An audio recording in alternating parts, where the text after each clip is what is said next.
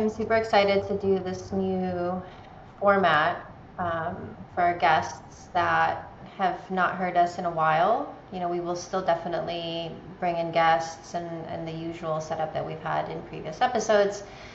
But we also thought it'd be great for you to really get to know us as human beings, as practitioners. We're also hella funny when we're together, the three of us. So why not include that as a part of our conversation? So real quick, Oana Amaria, founder and practice leader at Firefly, and I'll pop it over to you all.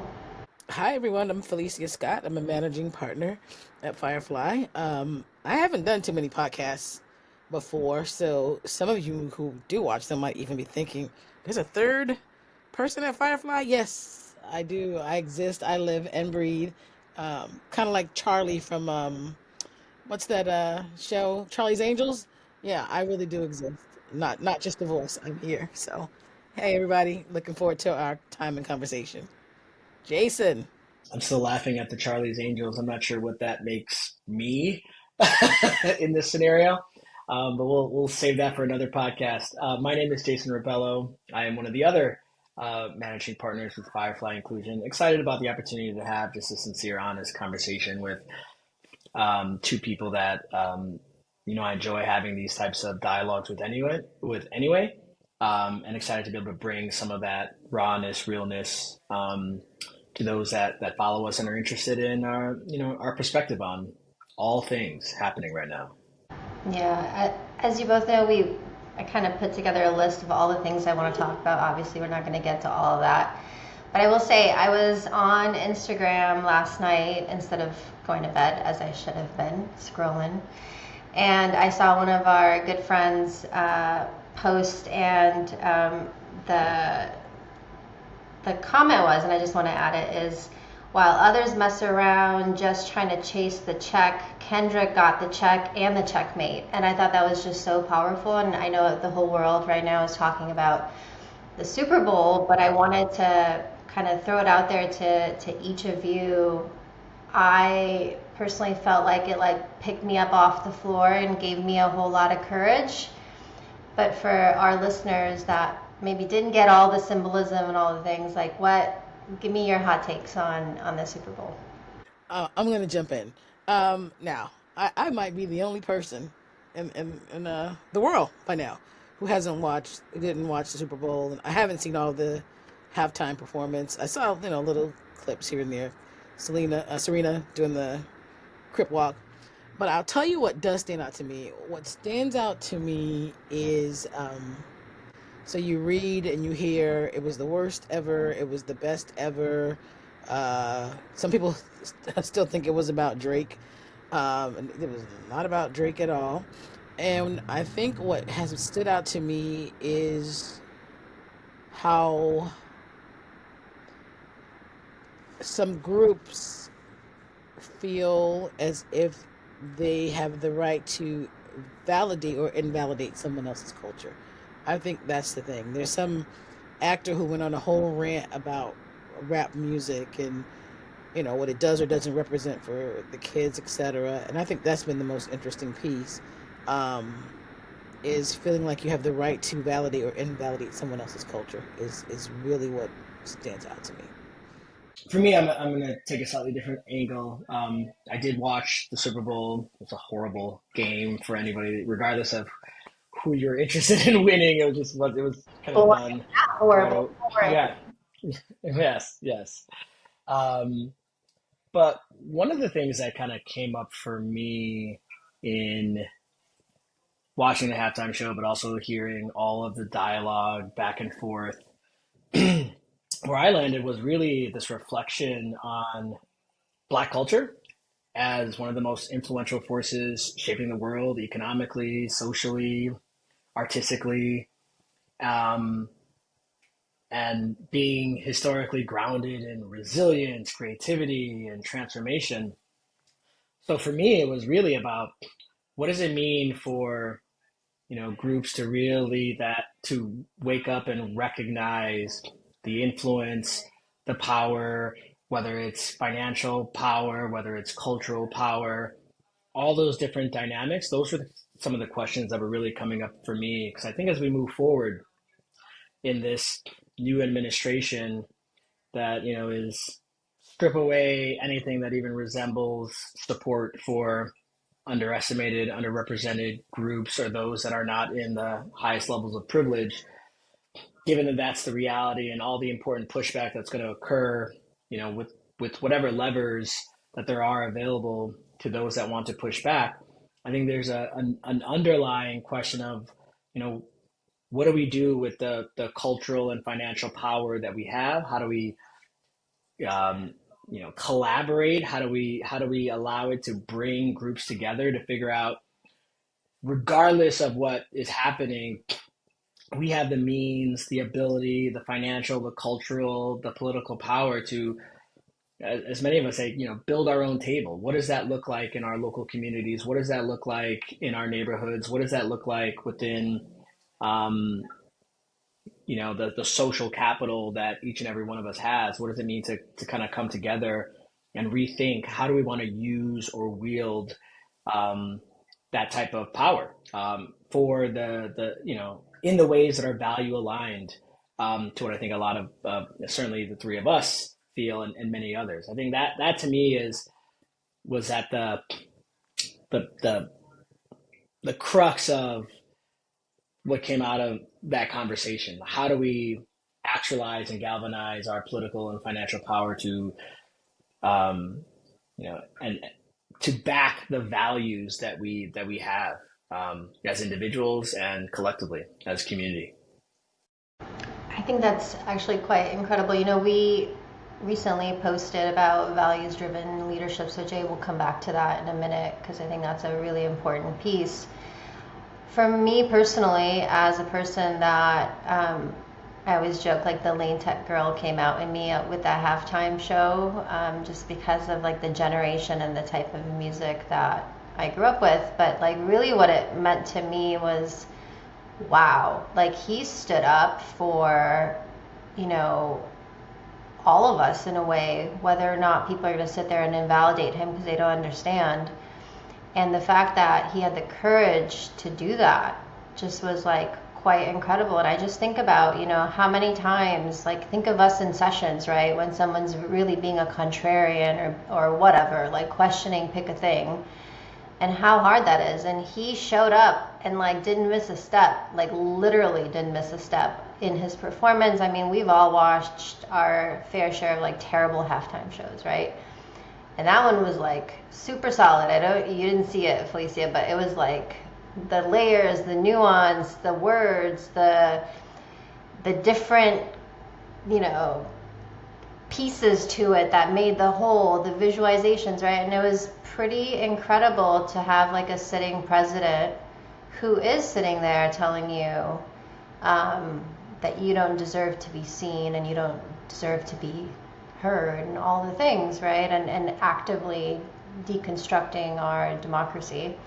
And to have him show up and say, right time, wrong one, like it just, gosh, like we need that energy in our fight in this industry, in our fight for equity in the workplace. And I was pretty down the past few weeks. I was like, I found myself having a hard time shaking it because I just felt defeated. And to me, what he did, like picked me up off the floor. And I wasn't his audience, and I don't need to be his audience because like I'm a human being that is connecting with that message. And I think that's the point, right? Well, what you're saying, I think you are his audience. His audience is anyone interested in the current conversation or the fight for equity, etc. So I think you are exactly his target audience with Yeah. the messaging.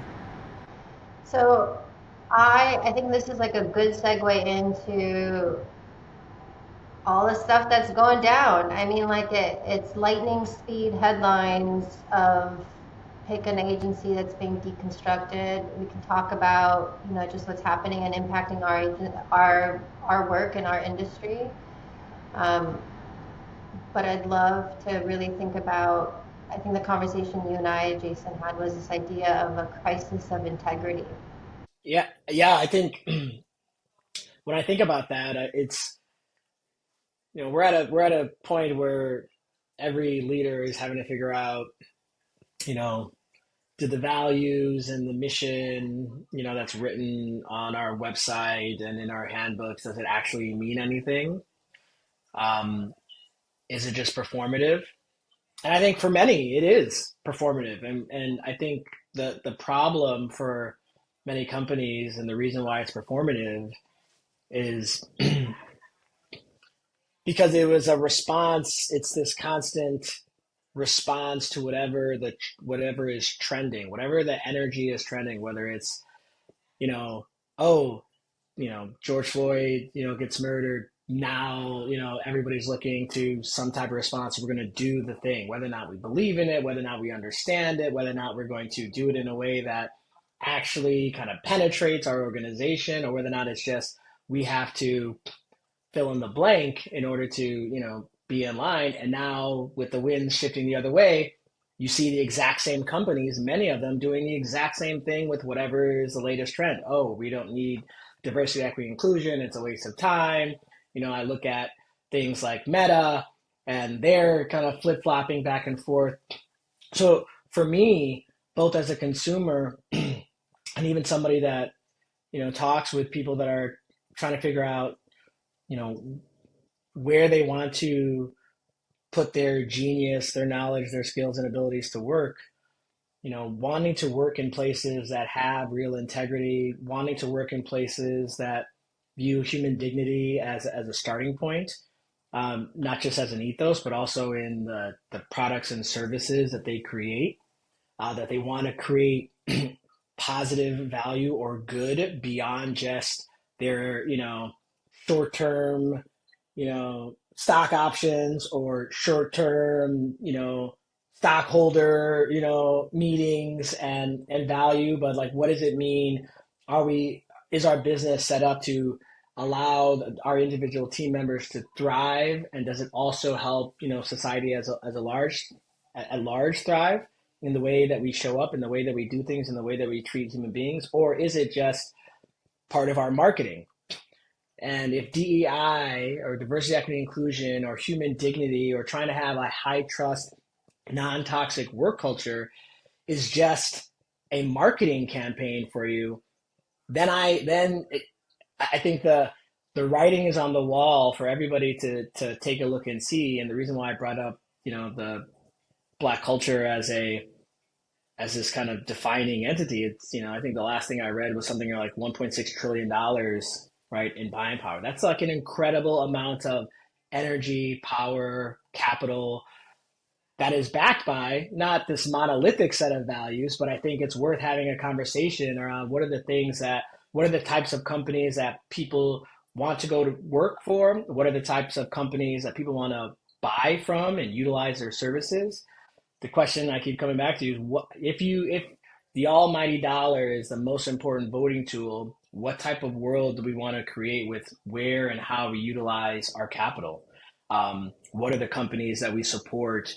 Are they interested in actually creating good within our communities, or is it an extractive, exploitive, model that they're operating from? And I think those are some serious questions that we need to start asking.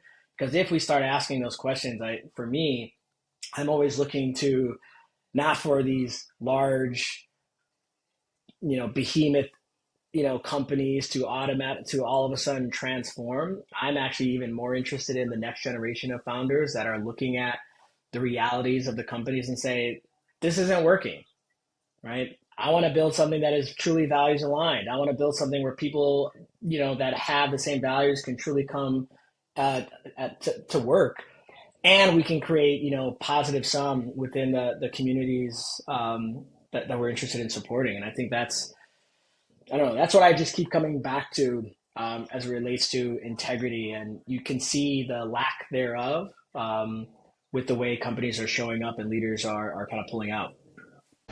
You know, as I hear you say that, it makes me think of like the pride sprinkles, or like, Felicia, what was that Hellman's gross sandwich example, right? Where they were trying to show up for Pride Month. And what it gets at is this idea of like authentically connecting, and to kind of pull the thread back to Kendrick Lamar. I saw this interview with this little boy that asked about authenticity. And he talked about how like people can feel you when you're real.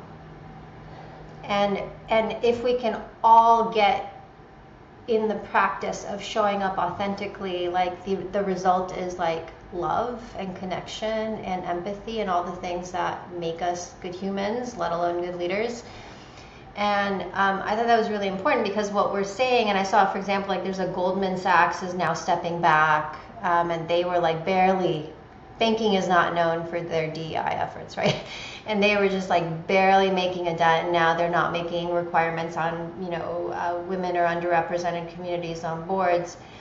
And I just want to remind people that, and this, we talk about this all the time, but it's going to cost you money. Like, you want to hate on all these initiatives, but like the numbers don't lie, right? And to Jason's point, people are going to, we saw it with Costco and Target, and how people are like, forget this, I'm not going to go spend my money there anymore. And I will get intentional and creative about where I go do that and where I go shopping. We also know from the research that unhappiness at work is expensive, right? We know that trust results in higher productivity. We know that values alignment is better than money. I mean, like, this is not stuff that magically goes away because you decided that it's more business savvy to say you need a masculine culture, right? Whatever that means. And so I think unfortunately for us within this industry,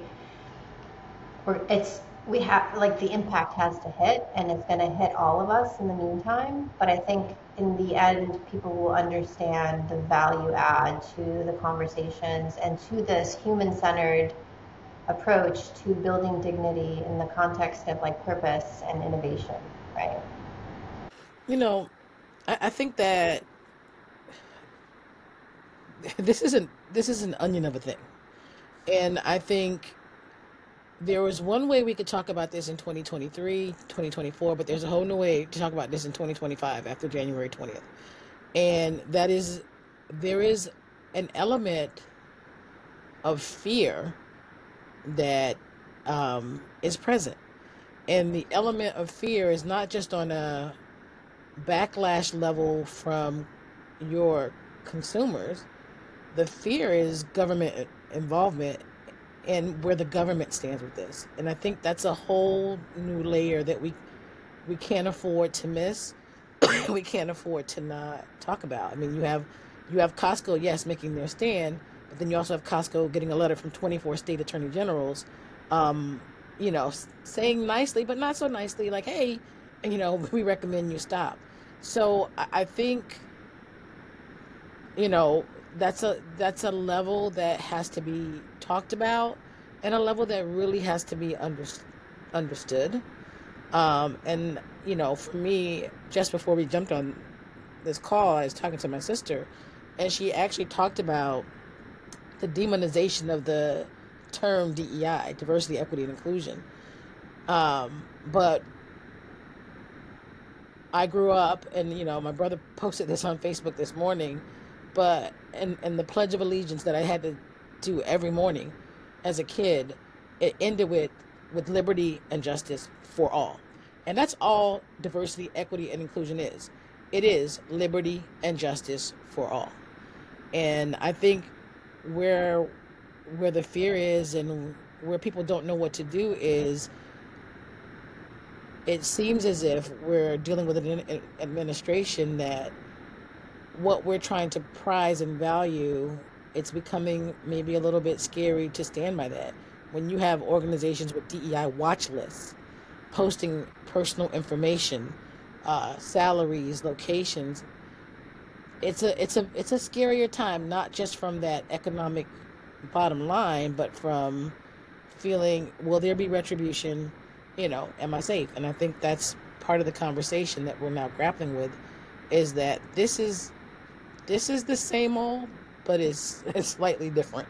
And we're kind of almost back to the emotional sense of it is kind of almost back to, in my opinion, like the 60s. And what I've often wondered is, in the 60s, when people were marching and getting arrested, people were putting second mortgages on their homes, at least in the black community, putting second mortgages on their homes for strangers in jail. And I don't know if we're built like that right now. Because I think we're very much centered on how things impact us. I don't know if we can make that commitment to do that. I mean, not trying to be smart at the mouth, but like when Kaepernick took the knee, people wouldn't even stop watching football. So, where are we really, and what is really required of all of us to get through this difficult time? I don't know if we have the answer to that, but I do have a feeling that this environment is gonna help us figure that out, right? Like, I don't think we're gonna have a choice on how that shows up for each of us. As I'm reflecting, Felicia, on what you said, yeah, no, I don't think we're there. But I also think that we're just at the beginning of, and this is the other point I wanted to make, that there is like all the anti-DEI rhetoric and actions. I think people are generally confused at who gets hurt the most as these things happen. And that is, it's not funny, but when I look back and I'm looking at the dismantling of this, that, and the other, we as professionals in the space know who are the beneficiaries of many of these different types of actions and programs, and it's not people that look like Felicia, it's not people that look like me. So People that once you literally right, like me, well, like middle of the belt exactly. like me. So as we're in this period of like demonizing this, and we're going to remove anything that has these three letters involved in it, that's all well and good, but the reality is it's impacting a broad swath of Americans that are going to be negatively impacted either directly or indirectly, just by people no longer being in positions to be able to serve or advocate or support creating environments where people can show up and not have to deal with microaggressions or not have to deal with toxic behavior. Like, that's at the core of what I love about the work that we do the most, is really about trying to help organizations figure out how to clean up just shitty, toxic work culture, right? Regardless of who you have in there, whether it's, the idea that, there is only one way to be, and that you need to show up and spend 80% of your life working to enrich people that don't care about the local communities, the neighborhoods, the towns, rural, urban, they don't care about any of that. And that you should just be grateful that you have a job and show up is so backwards and antiquated, that again, as this continues to play out, I really feel that there is going to be a wake up call for everybody. It's not just, underestimated or underrepresented communities that are all, it's really everybody. So I think this idea of like, what do you really stand for? Once the boogeyman is taken away and you realize that a lot of this is really just to be able to enrich the people that are already wealthy, the top 1%, and that the people that many of us have elected don't really care about the majority of people's situations. I think once Americans in particular wake up to that reality, because I think that reality, a lot of people in other parts of the world are aware of that reality, but once Americans wake up to that reality, it'll be an opportunity for us to say, all right, does this system really work for all? For all, right? And now that it's clear that it doesn't, and the systems and the infrastructures are breaking down, for me, I look at it as an opportunity of what do we want to rebuild now that the curtain has been pulled back, everybody can see kind of the reality, and there hopefully will be an opportunity to kind of rebuild. I also think that I am not in favor of massive tax dollar waste. I am not in favor of, my resources going towards waging war all over the world. I'm not for any of those things, right? I'm not for a DOD or a Pentagon that couldn't pass an audit for the last 20 years and then failed the last five. Like, I'm not for any of those things, but I'm also not for blowing up the very infrastructure that, keeps, you know, that allows us as human beings to be accountable and support those that are less fortunate. And I think that's what I'm seeing happening left and right, which is, again, it's sad to see it watch play out, and knowing that it's people are still haven't really woken up to this reality yet, but they will. But they will. Lisa, I feel like you're gonna jump in. Well, no, it's just so many things. I mean, that crossed my mind. The headlines, like I think her name is Lauren Boebert, made a post like, I am I the only one who needs subtitles to understand what Kendrick Lamar is saying? And then somebody responded, who's going to tell her? Like, that's DEI, having the accessibility, and that's what this is about. So just what you're saying, you need to understand. There are people who really needed to understand, and DEI brought that to the forefront, and people responded to it. And so, like, people really don't necessarily understand and see how many ways of just stopping to saying, hey, here's my story in life, and here's how I move and live, and then having the curiosity to wonder, Juana, how do you move and live? Jason, how do you move and live? And then realizing, oh, that's different. And, like, what can we do about that? Why is that? And what can we do about it? That's all it really is. And but again, it's been something that's been demonized. And then I'm reading yesterday, some senator suing Starbucks because DEI slowed down people getting their coffee and their what is that, pastries? Like, come on, like, what are we actually doing here? Um, Listen, the one thing I would love to just say over and over and over is this has nothing to do with efficiency. Like, this is a cash grab. This is about techno-feudalism. This is about so many other things that have nothing to do with DI. So, like, yeah, we can do this intro course to, are you really against inclusion? Are you really against equity? But, like, in reality, I think the zoom out moment for me is, like, there's a lot of brokenness, right? There's a lot of self-centeredness in a world and in a universe where we're interconnected. It's never gonna, you think about, for people that even did, like, econ 101, right? The macro and the micro, and, like, how much debt we have, right? When we think about our debt in the world, and, like, what happens, like, forget Drake being Canadian, like, what happens when Canada's pissed at us? What happens when there's instability, right? Like, what happens to your companies? So, fine, Google, you want to go ahead and change it to the Gulf of America because you're a bunch of schmucks. Like, okay, you want to play that game, you can play that game. But at the end of the day, it's back to a bigger game that has nothing to do with any of us, and we will all pay for it. And that game is they're trying to get at defense funds, and war, like, bolsters economies, right? And the people that are going to pay for it are our children and our communities, right? And so, to me,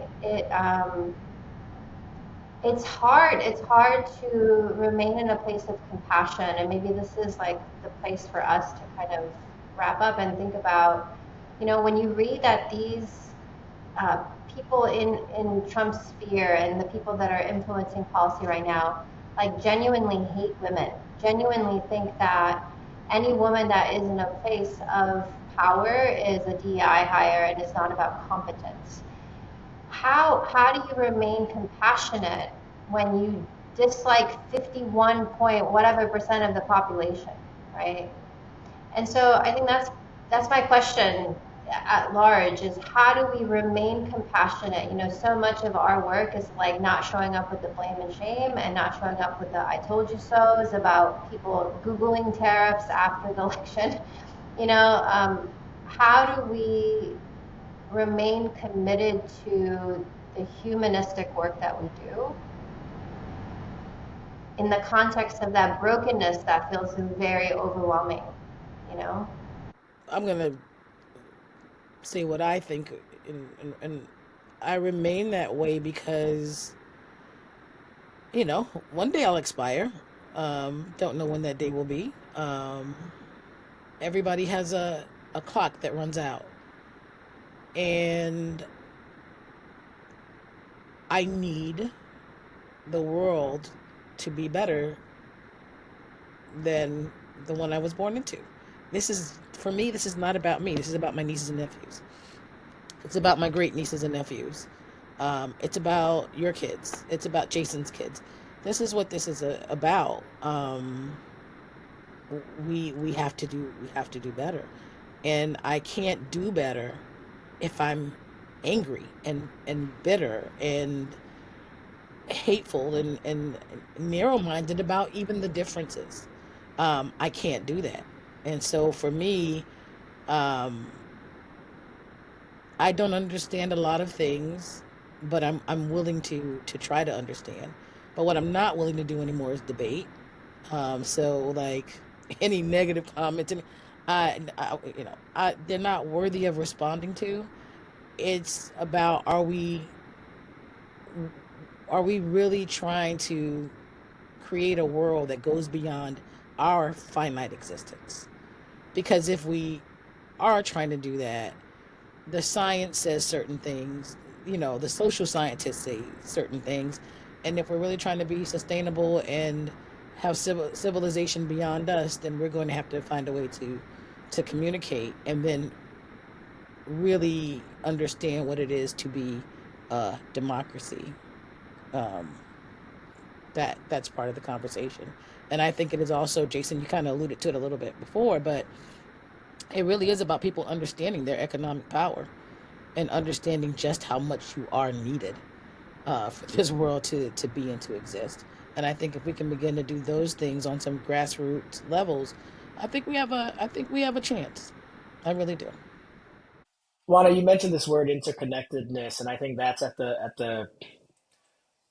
the foundational level of a kind of mindset pair like framework shift that um, I don't think most people are at, especially in the U.S., just given our overall isolated nature. Um, but if you are operating in this world from a sense that all life is interconnected and that we are all interconnected, then your entire framework for viewing the world and how to operate within it is grounded in that. Versus the idea of we're not interconnected, we can have our own little island and thrive despite everybody else in the world suffering. That is the framework that we are currently operating on. And I'm sorry, it's not true, and it leads to disaster in a more and more interconnected world where everybody else is looking around the table trying to figure out, how do we collectively, you know, collaborate, utilize resources, figure out a way to build a bigger pie instead of figuring out constantly how to make sure that us versus them gets, the majority of the pie, and setting up policies and actions that are meant to continue that type of mindset or thinking versus um, there we now have the collective ability, the technology, the resources to really create a whole different pie that is based off of not a scarcity mindset, right? Not in a zero sum mindset, but in one that is, truly this positive sum regenerative, that there is more to be created once we get ourselves aligned in this interconnected type of way. And I don't know what is required for us to, have this real shift towards that understanding. I don't know how bad things need to get before we all wake up and say, you know what, this isn't working.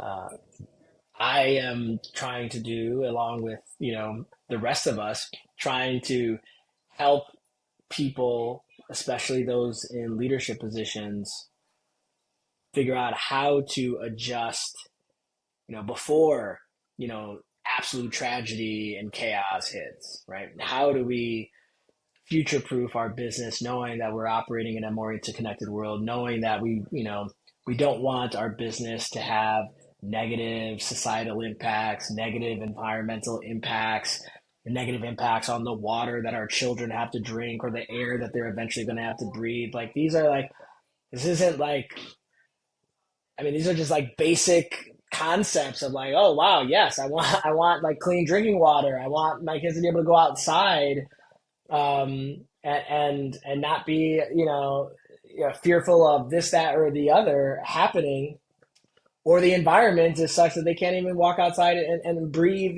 clean air, which again is a reality in some other parts of the world, right? And so the fact that I see that happening in other places, I know that that is a reality that we are going to find ourselves in unless we, wake up to the fact that we need to be operating in a more connected, interconnected way as human beings. But in order to do that, we have to value every human being, irrespective of, their culture, their particular way of practicing spirituality or faith, their particular desires for lifestyle, whatever it could be. Like if we can't get past the othering of every human being that doesn't exactly look and think like us, then it's gonna be a challenging road ahead. But the faster, and for me, it's looking at the next generation that is already operating, in a slightly different paradigm that most people don't even talk about. They're already more aligned with this interconnected, openness to difference in many different ways. And for my effort, I want to continue to help plant these seeds in their minds of how they want to be as future leaders, as future business operators, as future educators, as future politicians. What is the framework that you are grounded in, that you are creating policy from, that you're taking action from? Actually, I think for me, as I think about that question, I think the skill set I rely on most is my parenting skill sets, because I feel like what is my most generous interpretation of what's happening with these human beings, right? Like you think about, we all have kids in different seasons of life, but if I were to react to every toddler like meltdown, what is that demonstrating? And I feel like that's like a really good mindset for me in these moments where I need to look beyond the behavior and whatever my interpretation or judgment is of that. And the thing that we talk about all the time is like get to the heart of the essence of that fear or that unmet need, and connecting with that humanity to say, like, I think at the end of the day, there's a lot of really good humans out there that are misinformed, misguided, whatever the thing may be. And I think part of our job is to show up with that authentic care.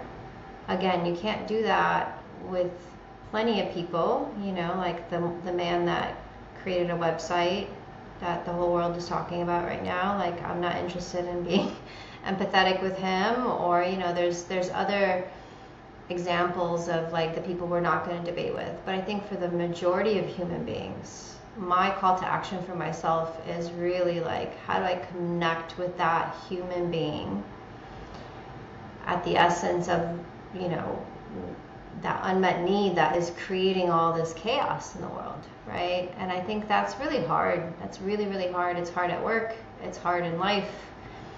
And I think that's just something that, maybe we can try to figure out, like, how do we ground ourselves in that? And I don't know if there's anything else you would add that would be like a helpful tip to practitioners. I mean, we're all like, this is like the heaviest couple of weeks in a long time, really maybe 2 years for us, right? And as we're thinking about preparing for this season, What else would you add?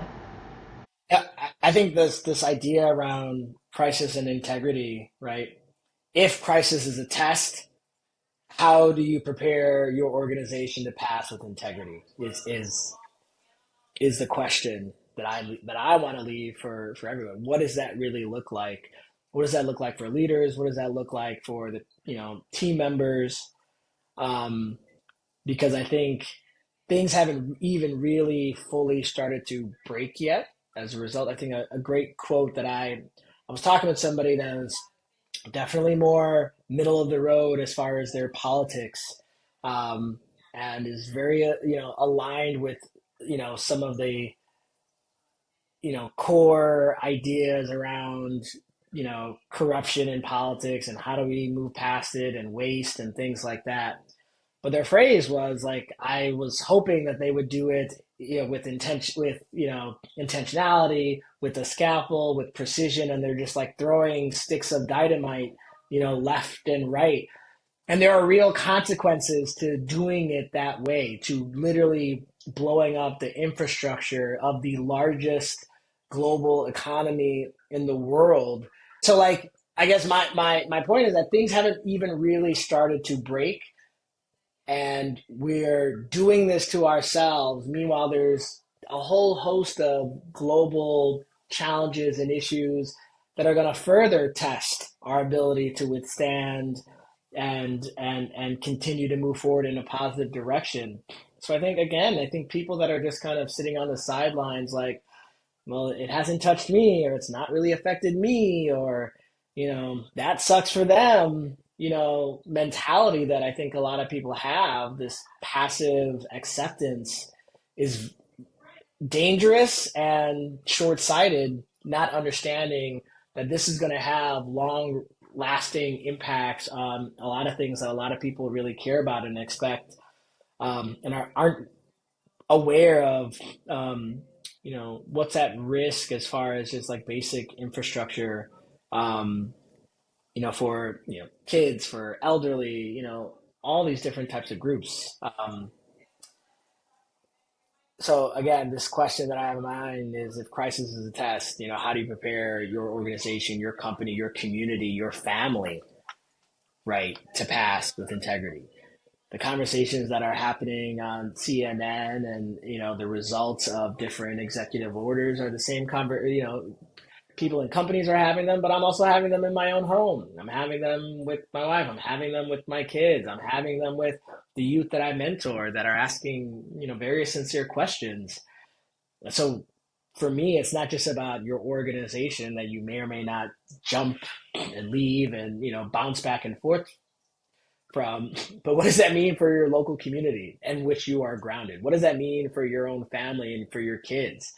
Like, what is the example of what it means to operate with integrity during a crisis? What are you showing, this next generation? And I think that's what has helped me kind of stay, um, really vigilant and not being swayed, not being pulled into fear, but really consistently regrounding myself in the values and and the frameworks that I have, and really utilizing them to kind of help people process what's going on. So that's where I'm at this stage of the game. Um, I'm I'm taking care of my kid, and kid, the K is for kindness. I think there's a lot of meanness to the way things are being executed and done, and there's also a lot of meanness on both sides of the aisle, as they like to say. There's a lot of meanness in the way that we deal with each other, and I think social media has made that a lot more easier to do, to just be unkind. And so I'm trying to be a kinder person. I think we need to just be kinder to each other regardless of our differences. The I is integrity. MLK said the time is always right to do what is right. That's like that's it. The time is always right to do what is right. And I think we have to, it's been nice on mugs and t-shirts, but it's critical now. And so do what's right. And then finally, I think it's about discipline. Um, the church I used to go to, the pastor used to say there's the pain of discipline or the pain of regret. Pain is inevitable, but will you suffer the pain of discipline, which in the end works out for your good and it works out for the better, or will it be the pain of regret? And I think organizations, companies, corporations need to ask themselves that question. Are we going to do what is right and be disciplined? Or are we going to, in the end, 5 years down the line, maybe not even be here and then regret the decisions or lack of decisions that we made at a crucial point in not just U.S. history, but world history as well? I love that we're ending on that drive-by wisdom, even with a nice little acronym to help us remember. So, hope you enjoyed this podcast. Thank you for spending a little bit of time with us. We hope to do these more often. And if you're interested in some of the resources that we talk about, check out our website, and we'll see you on the next one. Thank you.